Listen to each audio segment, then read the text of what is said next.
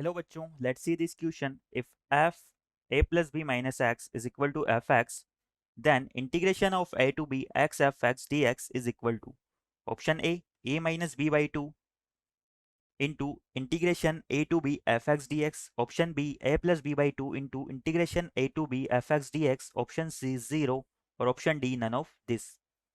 तो बच्चों इस क्वेश्चन में हमें एक कंडीशन दी हुई है कि हमारा f of a plus b minus x f x के इक्वल है और हमें इस integration a to b x f x d x की वैल्यू फाइंड आउट करनी है। क्वेश्चन पे प्रोसीड करने से पहले हम इससे रिलेटेड की कंसेप्ट को देख लेते हैं।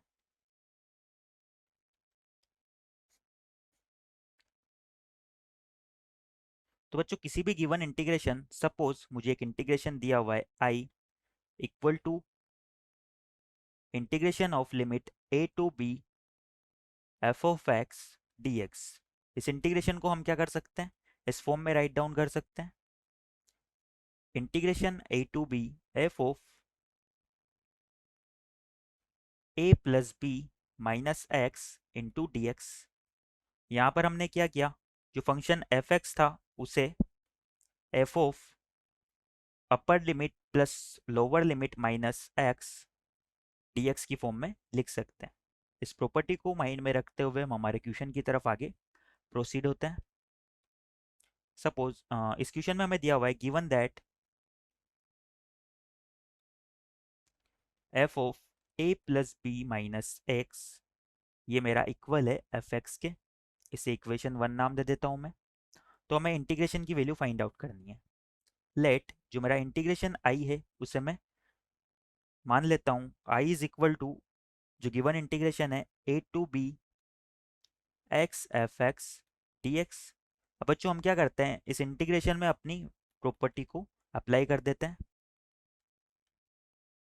अप्लाइंग द प्रॉपर्टी, तो अगर इसमें हम प्रॉपर्टी को अप्लाई करते हैं तो हमारा इंटीग्रेशन आई जो है वो कन्वर्ट हो जाएगा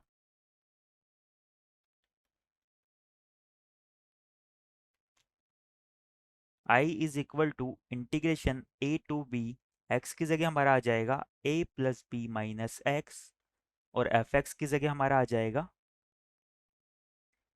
f of a plus b minus x d x. Now इसे सिंप्लीफाई कर लेते हैं। क्वेश्चन में हमें बोला हुआ है कि f of a plus b minus x f x के इक्वल है। तो by equation 1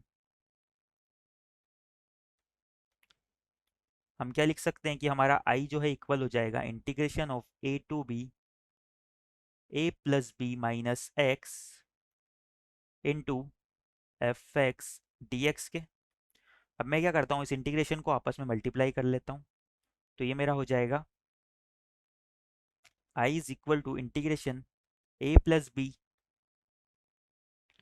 F x d x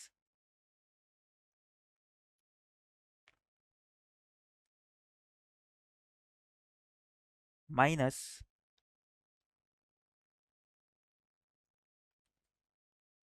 integration of x f x d x.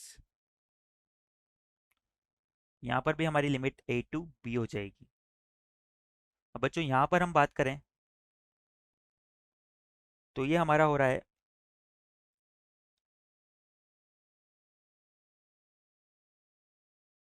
ये हमारा आई के इक्वल आ जाएगा,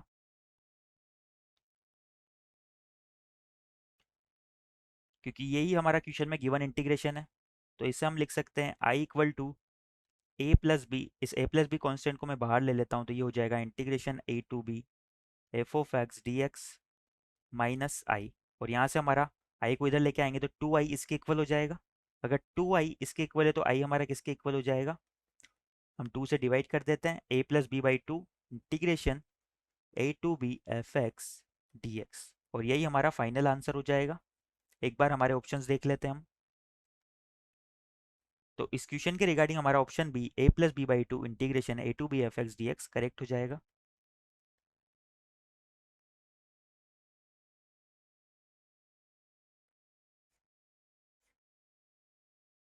answer is option B. I hope you understand it well. Best of luck.